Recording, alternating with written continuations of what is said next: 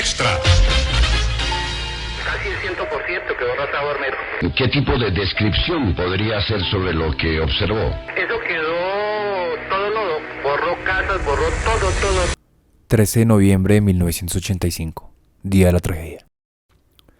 Tras haber terminado de instalar los aparatos de medición y sobreponiéndose a una lamentable pérdida de información y coordinación en las comunicaciones, a las 3 de la tarde, desde el campamento base del volcán, los ingenieros empiezan a detectar repetidas explosiones cerca de la zona del río Gualí, en las faldas del volcán, quienes entran en estado de alerta e intentan en repetidas ocasiones comunicarse con los organismos de Manizales para transmitir el registro sísmico.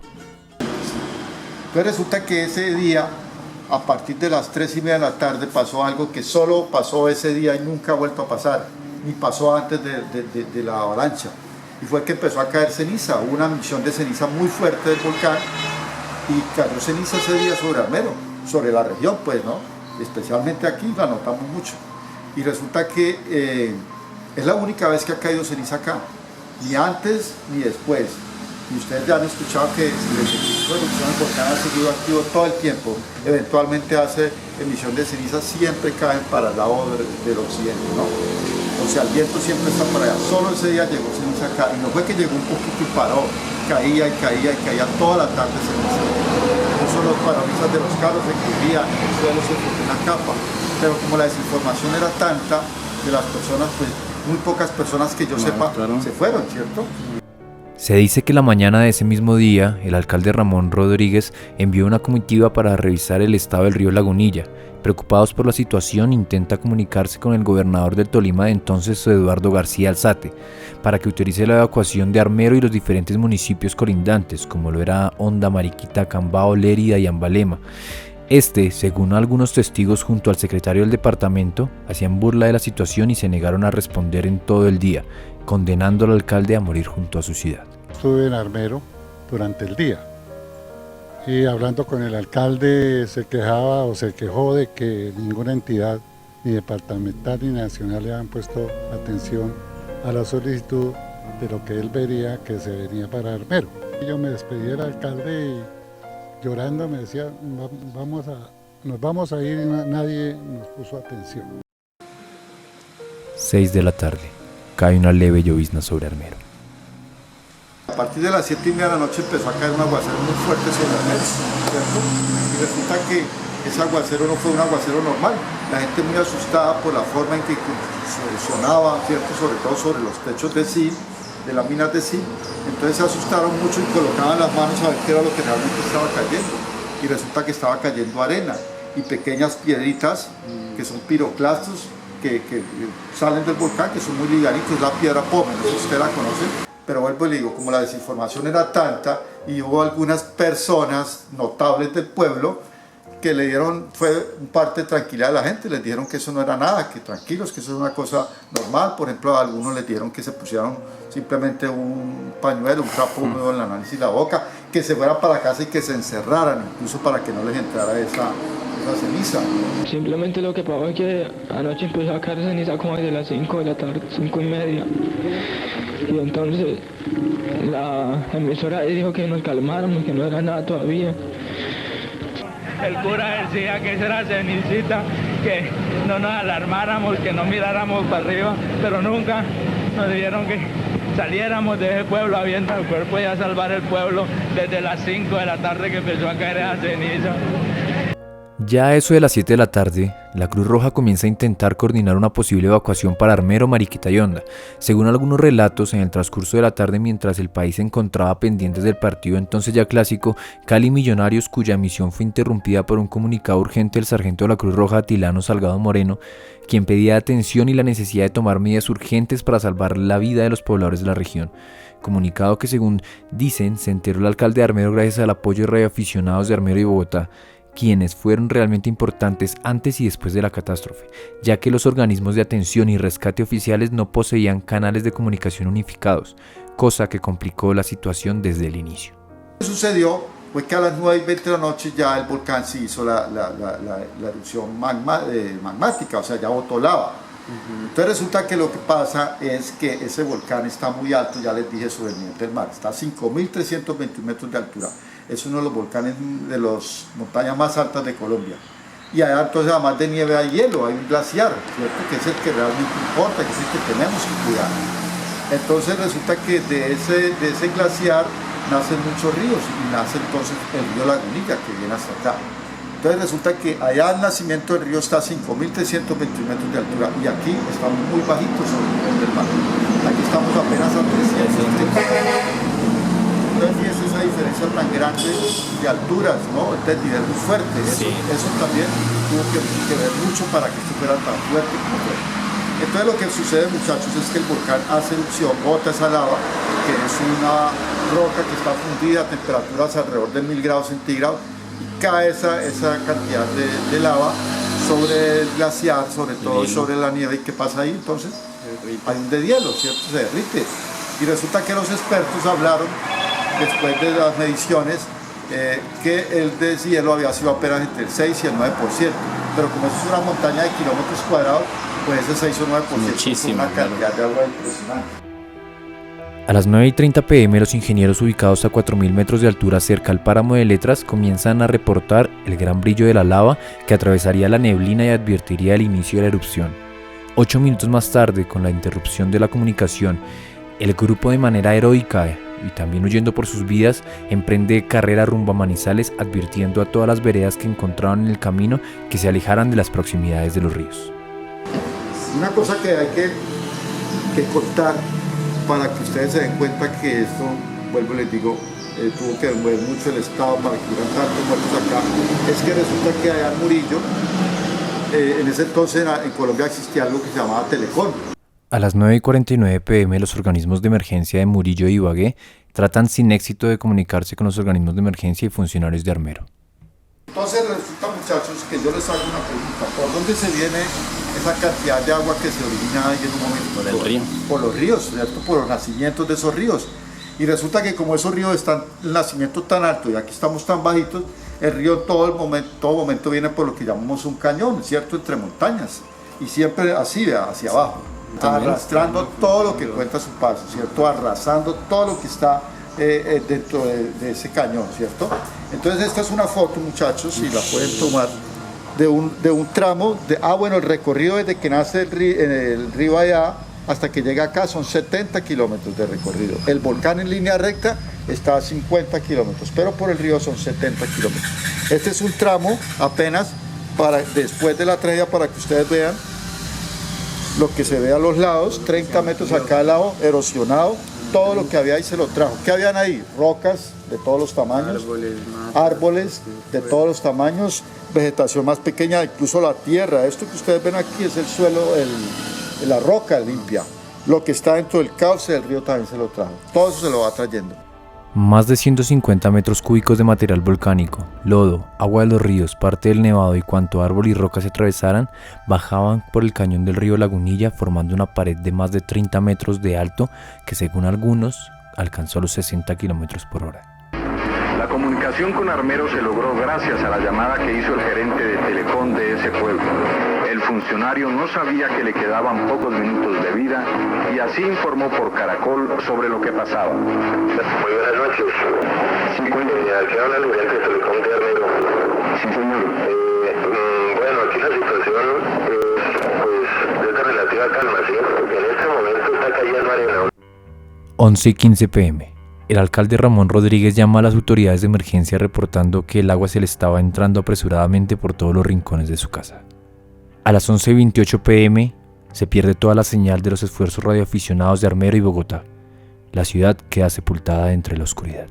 Me quedé congelada, no entendía nada, además la gente, todo el mundo se montó al carro y me gritaba: señora, por favor corra, prenda el carro, vámonos que se acabó el mundo. Porque lo primero que hace la avalancha es llevarse la hidroeléctrica de energía, la población queda a oscuras.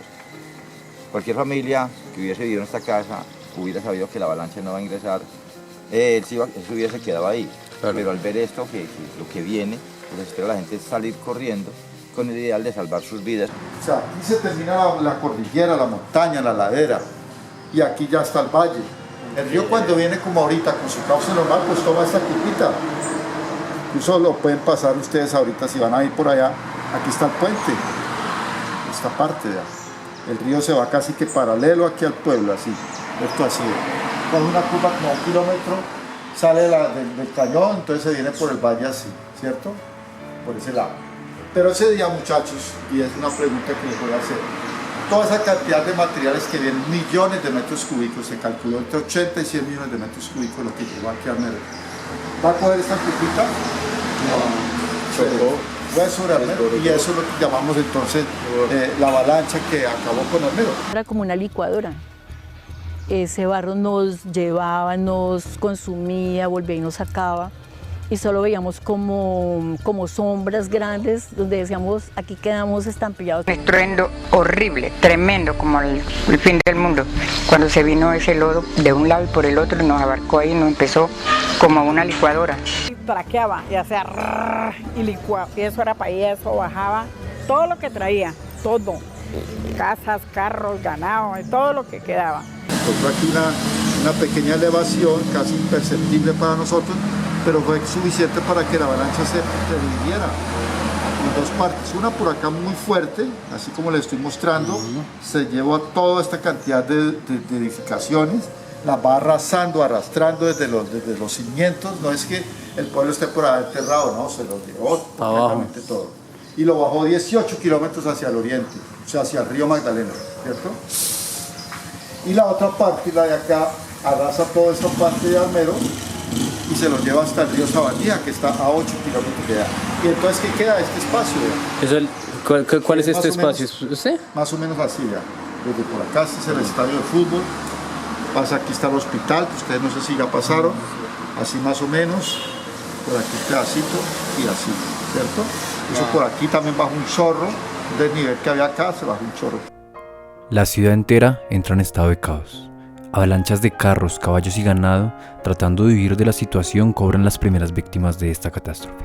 Vino una estampida de ganado, de la parte alta de los potreros, de la parte occidental, y ese ganado atropelló a la gente que estaba en las calles. Esa noche fue una locura, todo el mundo corría para un lado, corría para otro. Las madres con los niños en los brazos, de la mano, agarrados, los tiraban a los carros que iban pasando para que los carros los sacaran, y los niños a veces no caían dentro del carro de los camiones y caían al piso. La avalancha llegó ahí, es decir, con piedras, con burros, con caballos, con perros, con cerdos, con todo, y ahí paró en la casa de nosotros. Estas casas no las tocó la avalancha, ¿sí? Porque estas casas quedaron en Itica, ahí están. Estas casas no las tocó la avalancha, este centro fue evitado por la avalancha porque en la parte de arriba existía el molino y por lo tanto hizo girar la avalancha sobre la curva y se llevó el pueblo de ahí para allá, del costado para allá, y dejó este centro con 83 casas. Ok, lo rodeó así. Pero estas casas no las tocó la avalancha para nada, pero la muerte quizá en este sector fue más impactante que en todos los otros lugares. ¿Por qué razón? Lo que viene, lo que espera la gente es salir corriendo con el ideal de salvar sus vidas en un cerro que se llamaba Morrolizo, que estaba aquí atrás. Pero aquella persona que tuviera un vehículo como un camión, una volqueta, un bus, cualquier vehículo que tuviera, tenía el mismo objetivo. Si algo similar viene, se monta, al ver que viene de para acá, se monta el vehículo y sale aquí para allá buscando salida. Pero no importa si quién se lleve por delante. Es decir, que esto generó caos, pánico, y aquí al otro día en esto se encontró gente sin piernas, sin brazos, niños por lo pequeños. Cualquier vehículo bajito los cogía y completamente los molía. Algunos huyeron intuitivamente a las zonas altas, lográndose refugiar en algunas colinas cercanas. Algunos subieron a techos, como en el hospital donde se encontraban unas 50 personas, donde algunos narran no recordar cómo llegaron ahí. Otros se refugiaron en el cementerio, donde esa misma noche, en medio de tanta muerte, un bebé llega al mundo, sesgando la vida de su madre, pero quizás dando un pequeño mensaje de renacer. Resulta que Armero, mi Diosito lo dotó con cosas en donde si hubiera organizado un plan de evacuación, aquí no había muerto casi que nadie. Eso le iba a preguntar dónde. Ustedes ven aquí, muchachos, que les estoy mostrando con el dedo, esto no es agua, son caminos. Esto, el cementerio, acá, todo esto, ¿qué se imaginan que son? Sobre todo aquí está muy claro. Una montaña. Son pequeñas lomitas, pequeñas elevaciones. Si ustedes de pronto hablan de la niña Omaira, se van a dar cuenta ahí detrás, ahí se ven esas lomitas, fáciles de acceder y no usted asustado, un momentico. Y ya les conté hace un ratico que hubo 2 horas de tiempo entre el momento en que hizo el volcán. Eso me parece... 2 horas. Si hubiera habido un plan de evacuación, previamente a hacer incluso simulacros de evacuación, es decir, la población de acá se viene para estas lomas, la población de por acá para esta, la población de por acá para esta. Incluso mucha gente gente se salvó acá, en esta loma, ahorita les voy a mostrar la foto, gente que se salvó acá, aquí se salvó también mucha gente, pero llegaban ahí por puro instinto de supervivencia, de conservación, no porque les hubieran dado esa instrucción precisa. Otra cosa, eran los que estaban más retirados del sitio por donde entró la avalancha, sí, claro. Entonces estuvieron bien. Al siguiente día, tras el amanecer de esa casi infinita noche, el paisaje que se veía era totalmente escalofriante. La ciudad había sido arrasada casi en su totalidad. El saldo de muertos de esa fatídica noche ascendía a más de 25.000 personas. Nadie podía creer la magnitud de esa tragedia. Periodistas, reporteros y hasta el mismo presidente se encontraban perplejos con la situación. Debe haber por lo menos de 15.000 a 20.000 muertos. Se hace necesario envío inmediato de comida, drogas, médicos, carpas para hacer viviendas provisionales. Hemos evacuado unas 150 personas que han quedado en el Aquí murieron 22.000 personas en Armero, ¿cierto? De una población de 30.000 murieron aquí 22.000. Y resulta que en un pueblo que se llama Chichiná, al otro lado del volcán, por el occidente, en Caldas, murieron 3.000 personas. Así quedaron las veredas de piedras, la primavera, el destierro, la batea, el molino y la playa, arrasadas por toneladas de lodo de hasta 20 y 30 metros de altura. Aquí era la vereda de Río Claro, y hacia allá quedaba una casa y aquí era otra. Allá era un cuartel de trabajadores, y había un matrimonio que tenía 2 niños y se cree que eran 15 trabajadores que habían ahí. Esta zona del desastre no ha sido debidamente atendida. Los habitantes esperan la ayuda del gobierno. Solo la mano solidaria de la Cruz Roja y la Defensa Civil, apoyados por personal del DAT del Valle, ha servido de alivio a las 2.000 familias damnificadas. O sea, fueron en total 25.000 víctimas mortales, que constituye esto pues en una de las tragedias más grandes que ha sucedido en toda la historia de la humanidad por la erupción de un volcán. Y por lo que vamos a avalanchas, es la más grande que ha habido. El entonces presidente Belisario Betancur, quien estuvo ignorando todos estos avisos seguramente por estar concentrado promoviendo su guerra y saliendo del otro lamentable hecho histórico ocurrido días antes, el cual fue la masacre de la retoma del Palacio de Justicia el 6 de noviembre de 1985, se encontraba totalmente sorprendido e incrédulo con lo ocurrido. El país se entretuvo en los últimos días, después del 13 de noviembre, diría yo hasta el 16 de diciembre se entretuvo en el caso del Palacio de Justicia y para nada miró lo que había ocurrido o lo que debía tomarse como lección de ese fatídico 13 de noviembre en el que murieron 25.000 colombianos. Aunque el apoyo y donaciones nacionales e internacionales aportadas para la causa hayan sido impresionantes, llegando a recoger el capital suficiente como para reconstruir totalmente la ciudad, algunos economistas lograron estimar que con lo que se recogió hasta el 28 de noviembre de 1995 se hubiera podido entregar una casa y el apoyo de 2,5 millones de pesos de la época a cada armerita sobreviviente. Una casa prefabricada en la época tenía un costo de 250.000 pesos. Pero nada de esto fue así. La misma avaricia y corrupción humana sacaron el máximo provecho de la situación. Muchas de esas personas se hubiesen podido salir ordenadamente, se hubiesen podido evacuar en una forma que hubiesen podido ser atendidas en otras instalaciones adecuadas. Pero la atención se prestó en tiendas de campaña, se atendía dentro del barrio mismo. Se narra por parte de muchos como el saqueo masivo hacia la ciudad y sus personas comenzó casi desde el momento en el que cesó la avalancha. Se narra de muchos socorristas y personas del común robando anillos, relojes, pulseras y cualquier cosa de valor que tuvieran los muertos o moribundos que con esfuerzo intentaban salirse del barro. De donde estaba yo vi casos espeluznantes. Por ejemplo, una persona que tenía un collar, se lo arrancaban, entonces la persona gritaba, entonces le ponían el pie encima y lo hundían, como si fuera un muñeco, ¿no? Es decir, el ser humano es cruel. Fuerte fueron una semana dura, porque hubo gente que quedó, pero gente que se subió a un árbol, entonces los helicópteros nunca los vieron y uno no tenía acceso, entonces hubo gente que murió colgada de los árboles. Poco a poco este lamentable hecho se empezó a volver más y más turbio. Los saqueos a los muertos, a las casas que aún quedaban en pie, sacaban los marcos de las casas, las tuberías, el alambre de púas. todo aquello que pudieran vender. Las tumbas del cementerio fueron profanadas hasta la última lápida, en búsqueda de cualquier tipo de joya con la que hubieran podido ser enterrados. En los días que siguieron a esta tragedia, los saqueos a las fincas y los pueblos cercanos eran cosa de todos los días. Los asesinatos y los actos delictivos se convirtieron en el pan diario de la zona. Algunos atribuyen también en parte a todo esto a la locura y el shock con que pudieron haber quedado algunos sobrevivientes. Y que yo solita me había salvado, pero no, por ahí trajeron el marido. ¿Ya lo vio? ¿Está aquí? Ahorita yo venía con él en el helicóptero y allá se quedaron 3 más, por ahí raspados y todos, y maltratados, pero no más. Las niñitas no saben nada. No, las niñas no. Ella falleció y mis 3 niños, salvé un solo niño. Yo estaba acostado, me iba a ver el partido y entonces mi mujer me dijo, mijo, apague ese bombillo y ese televisor, que mañana es otro día. Y nos acostamos. Cuando yo sentí fue que la casa se rajaba por todos lados y las tejas, y la misma agua me sacó a flote y una cuerda me cogió por acá y me trituró. Cuando salí como a 50 metros, que ya no era agua sino lodo, me paré, vi mi niño que me llamaba, papacito, sálveme, y yo lo llevé hasta una loma, y cuando me venía por mis otros hijos, él me dijo, no papá, ya se murieron, y eran como las 11 de la noche. En la investigación encontramos una cruda narración sobre una sobreviviente la cual, después de ver cómo su esposo había muerto, intenta salvar a sus 3 hijos. El menor, un bebé aún en brazos, fue el único que sobrevivió. Sus otros 2 hijos murieron en sus brazos ahogados por la avalancha. Al siguiente día, que era un jueves, un equipo de socorrismo baja en helicóptero a rescatar a su hijo y le dice que pronto volverán por ella, lo cual nunca pasó.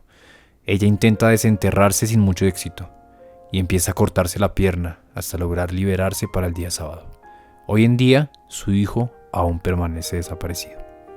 Pero que hay mucha negligencia por conocer, como de los 500 niños que se robaron, vea.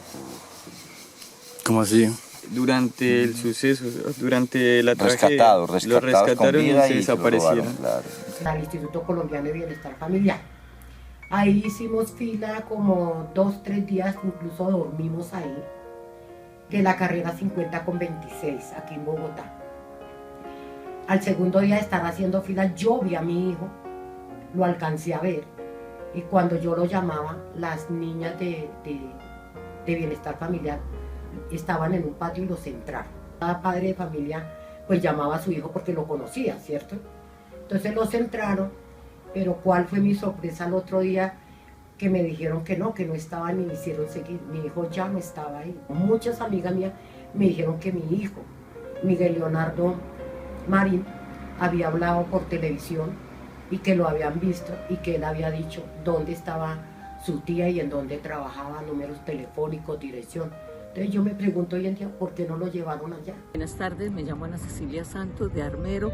Tuve una experiencia el 15 de noviembre de 1985 buscando a mi sobrino Germán David. Llegué a uno de los salones del Bienestar Familiar. La persona que me recibió me iba a entregar un niño que no tenía nada que ver con mi sobrino y me dijo, lléveselo porque el suyo tal vez ya se murió y los papás de este niño ya tuvieron que haberse muerto. Y vi que los niños los estaban dando sin ningún preguntar de quién eran los papás, si esos eran los papás o venía gente de otro lado. Yo veía que daban hasta plata por esos niños. Yo vi que estaban dando plata por esos niños. Entonces yo le pregunté a alguien, ¿y cómo es eso de que están entregando los niños sin saber si está la familia o no está la familia? Yo dije, a mis niños tuvieron que habérselos llevado.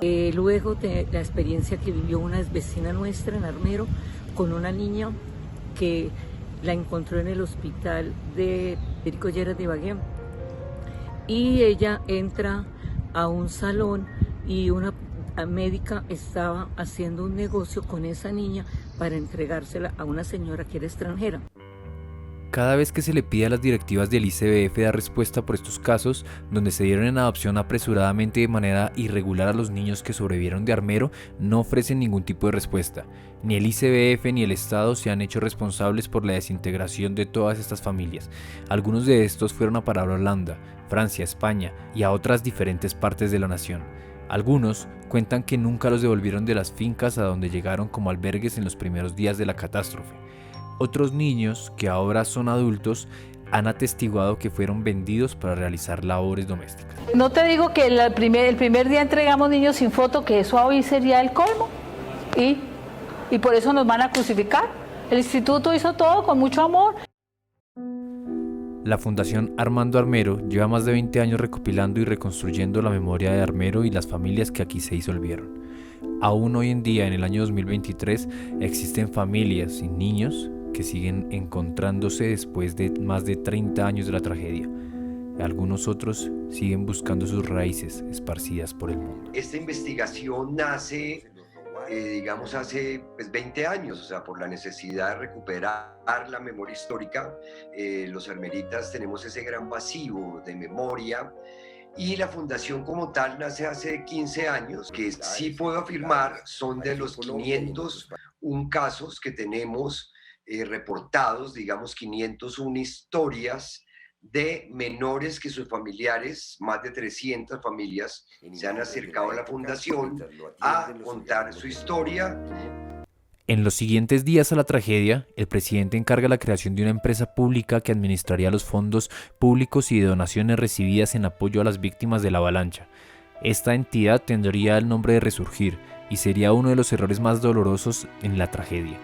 Ni siquiera habiendo terminado el primer año de funcionamiento, ya había pasado por 3 gerentes, rompiendo el récord que entonces tenía el Ministerio de Agricultura. En la ciudad de Venadillo, como en la ciudad de Leria, el problema fue siempre la preocupación que hizo Resurgir. Pensaron que la solución era, como se había acabado el casco urbano de Armero, el problema eran casas, y que con meter la gente en unas casas ya con eso se solucionaba. Alrededor del 90% nuestra gente está en condiciones paupérrimas.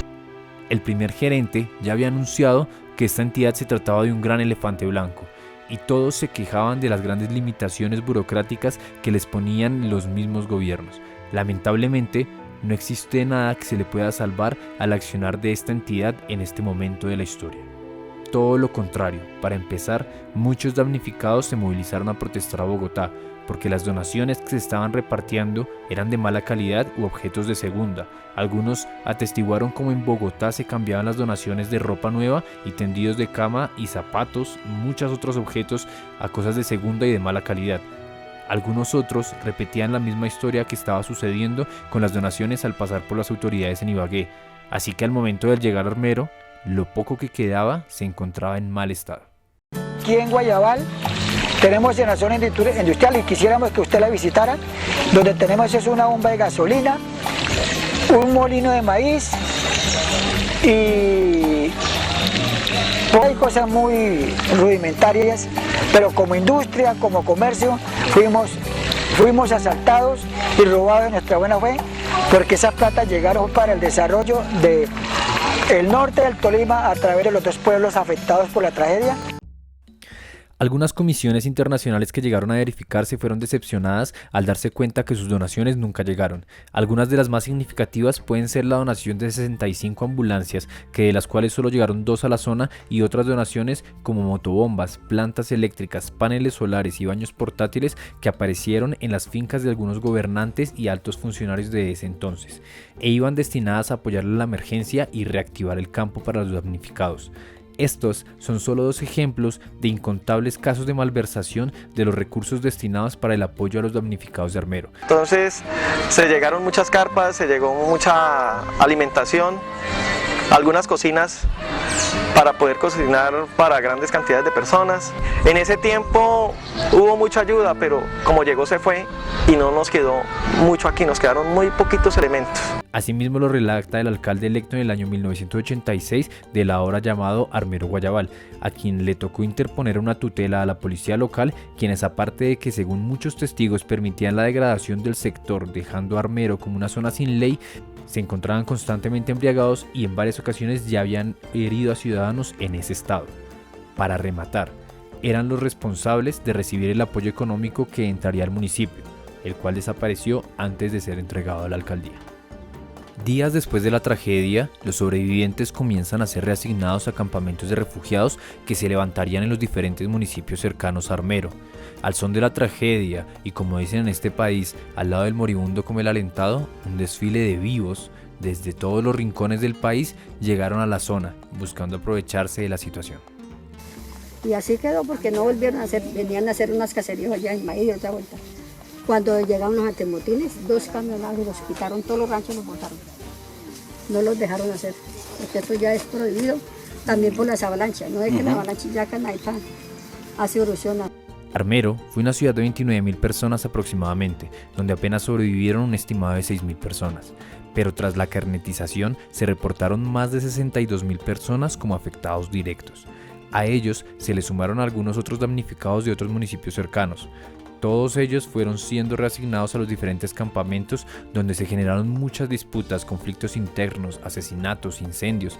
Algunas personas que vivieron en estos sitios narraron el maltrato por parte de quienes dirigían los refugios, y los habitantes de los municipios que sirvieron como anfitriones comenzaron a tener disputas con los refugiados, culpándolos por los robos y conflictos que comenzaron a suceder en la zona. Aunque algunos lo querían así, la reconstrucción de Armero en el mismo sitio no era posible.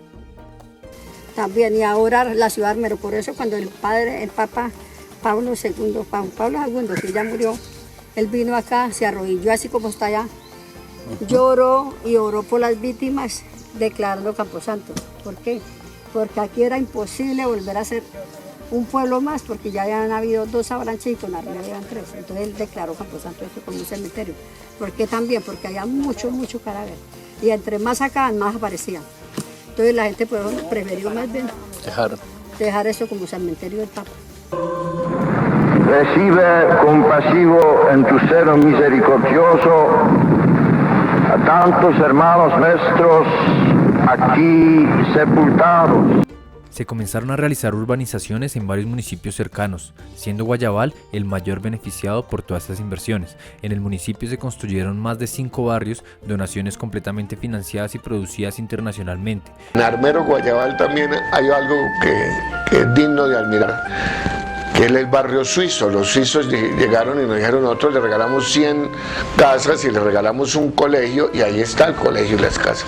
Mientras que por el lado de Resurgir, algunas urbanizaciones fueron construidas en zonas no aptas para la vivienda, cosa que hizo imposible su uso y generó altas pérdidas. Hoy nosotros tenemos 14.000 habitantes, donde realmente no nos dejaron industrias, solamente a los damnificados de Armero les dieron casas, parcelas. Ya estas personas ya no tienen las casas, ya no tienen las parcelas, porque como nuestro municipio no tiene no tiene distrito de riego, muchas de estas personas perdieron las fincas, las casas que le dieron. Algunas otras urbanizaciones que finalmente entregaron después de mucho tiempo, como las situadas en San Mateo, Cundinamarca, representan en gran medida la realidad que les tocó vivir a los armeritas en la mayoría de los sitios donde eran reasignados. Todas las casas las entregaron solamente las paredes. La gente para poder, lo que hoy en día tenemos, nos ha tocado 20 años luchar. Y todo el mundo, a los armeritas los mandaron fue a las afueras de Bogotá, donde fueran, donde no se los escuchara nadie. Acá el barrio lo ven que está urbanizado, que hay comercio, pero cuando nos trajeron acá no había, esto era solo potreros. Marginados en los rincones de las ciudades a las que llegaban, a cada uno de ellos les tocó aprender a vivir de nuevo. La mayoría incrementó los datos de trabajo informal en el país. Se dedicaron a vender paletas en las ruinas de lo que era su antigua ciudad. Algunos otros ofrecían gaseosas o almuerzos a los trabajadores. Yo vendía mercancía en Armero, me tocó que el carro de reciclaje para seguir levantando los libros. Como esta, son cientos de historias que se repiten donde el rebusque desde cero es la constante. Armero era una región principalmente agrícola y los cientos de campesinos terminaron en pequeñas casas y ciudades de cemento, sin ningún lugar donde poder sembrar. Mientras que por otro lado, terrenos como la hacienda Iguacitos, la cual fue donada para ser usada por los campesinos damnificados, fue repartida, según algunos testigos, entre los hijos de las personas que son los miembros de las juntas de coordinación que otorgan los terrenos. En Armero, ¿por qué se han tomado todas las tierras y el señor alcalde no ha hecho nada por impedirlo? Yo esa tierrita la sudé y yo pienso pelear mi tierra, mi pedazo de terruño, donde cría mis hijos, donde tuve que sudar para hacer mi rancho. Esa tierra la voy a pelear. Algunos hacendados, quienes aún conservan parte de sus tierras y quieren cultivar, si es que han logrado aguantar los constantes asaltos y robos en su propiedad, se encuentran en una compleja situación, ya que no han recibido ningún tipo de apoyo por parte de la entidad Resurgir, quien por lo contrario les pidió colaboraciones para rehacer los sistemas de riego para las fincas, sistemas que al nunca llegar al proyecto les tocó gestionar directamente por parte de la misma comunidad. A esta lista de absurdos se suma un inmenso despilfarro en la contratación de personal especializado que no conocía el sector ni la situación, como algunos gurús y expertos que costaron inmensas cantidades de dinero y no tenían ningún tipo de idea de la problemática del accionar correcto en la zona. Muchos armeritas terminaron en el olvido, en la indigencia, en la locura, en una situación de total abandono por parte del Estado, quien según los mismos armeritas les ha robado hasta lo último que les queda, y es su origen. En la cédula, nosotros somos nacidos en Armero, Tolima, y ahora sacamos nuestra cédula y ya es Armero, Guayabal. A mí me parece que es triste eso, porque hasta eso nos han robado. ¿Sí? Aún hoy en día, después de más de 30 años desde este suceso, siguen intentando recuperar lo que les fue arrebatado esa noche del 13 de noviembre. Todo lo que habían construido hasta ahora, todo lo que habían conseguido, simplemente se comienza a caminar de cero. En el desamparo de un gobierno negligente, en el olvido y la marginalidad de la pobreza. Y aún quizás más duro, habiendo perdido su ciudad, su origen, sus raíces y sus familias divididas por el mundo.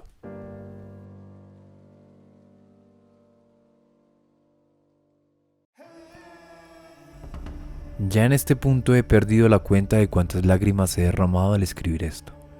Al leer cada historia, al ver cada foto, cada video, cada relato, es una historia que como pocas puede mover cada fibra de tu ser. Y es que no es para poco. Se trata de la catástrofe natural con mayores pérdidas humanas en la historia de Colombia, asimismo como la avalancha de mayores pérdidas humanas en toda la historia de la humanidad. Una catástrofe que en muchos grados y en muchos momentos se hubiera podido evitar. Quizás si el gobierno de turno no hubiera enfocado únicamente sus esfuerzos en la guerra, o quizás si en vez de poner a los políticos mediocres como ministros en áreas que no tienen ni idea, como el señor Iván Duque padre, ponen a personas que hayan dedicado su vida al estudio de estas áreas. ¿Por qué ese afán de los colombianos de continuar el legado político de encomiendas que tenemos metidos desde la colonia? Una esclavitud que simplemente ha cambiado su nombre a través de la historia, pero sigue beneficiando a los mismos, y ahora a los hijos de sus hijos, que aprendan el negocio de robar y esclavizar al pueblo. Claramente esta cultura del vivo afecta a todos los sectores de la población. Si todos los colombianos se hubieran puesto la mano en el corazón con la tragedia que había acabado de suceder en el país, donde más de 25.000 personas como tú o como yo perdieron sus vidas y otros tantos quedaron totalmente a la deriva. ¿Y si no se hubieran aprovechado de la situación? Seguramente la realidad de los afectados que sobrevivieron no hubiera sido tan dramática y compleja como lo fue. Aún hoy en día, es aterrador ver cómo cientos de personas se acercan semanalmente a estas tierras con la única intención de tomarse la foto, de hablar con los muertos o llevarse un susto. Se miran familias y niños jugar entre las tumbas, tomar las flores y arrojárselas entre ellos. Un crudo recordatorio del largo camino de memoria que aún nos queda. Que cada lágrima que se ha derramado no sea en vano. Que cada alma que allí quedó no muera en vano. Que la olvidadiza memoria de Colombia siempre lo recuerde, para que no permitamos que nada de lo que pasó aquí vuelva a pasar. Que sea un compromiso con la memoria y que la historia no se vuelva a repetir. En apoyo y con mucho amor a todos los armeritas que siguen luchando por conservar su memoria.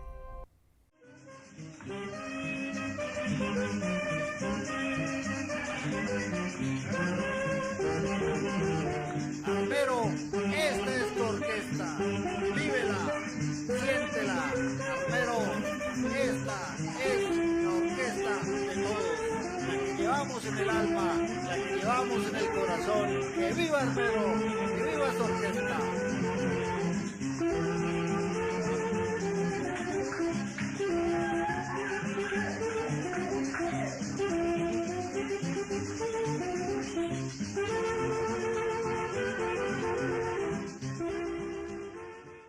Agradecemos a quienes llegaron a este punto del video. No dejen de acompañarnos en estas aventuras que nos hemos pensado y organizado para hacerles llegar una muestra de los distintos relatos que se ocultan en este gran territorio. Recuerden que estamos en Instagram y YouTube. Cualquier like, comentario, compartir que le den a este video nos va a ayudar mucho para posicionar nuestro trabajo. Compártanlo con sus familiares, amigos, con las personas más allegadas, incluso con sus enemigos. Para que nosotros, como Memorias del Territorio, podamos llegar a más lugares del país. Bueno, todo esto nace de la intención de apoyar la conservación de la memoria histórica nacional, desde esos puntos de vista no oficiales, desde esas historias que no han sido contadas. Así que estamos abiertos a cualquier historia que ustedes nos hagan llegar, estaremos pues dispuestos a investigarla, y si tenemos la disponibilidad, pues llegar a esos mismos territorios para poder contar esta historia. Este video ha sido realizado con muchísimo amor y dedicado pues a todas las personas sobrevivientes de la tragedia de Armero. Bien, además de esto, queremos contar con su apoyo para futuras realizaciones. En este caso, queremos acudir a ustedes en un apoyo monetario que podrán depositar en alguno de estos medios que vamos a compartir con ustedes. Esperamos puedan colaborarnos para que de esta manera podamos llegar a más lugares y podamos recoger más relatos a lo largo y ancho del territorio. Se viene también una narración del presente de lo que es el volcán, de lo que es vivir al lado del volcán, en las faldas del volcán, narraciones pues contadas por las mismas personas de Murillo, que nos brindaron su palabra para estos documentales, así que esperamos su apoyo y que nos sigan ahí pendientes para las próximas entregas. La buena, gracias.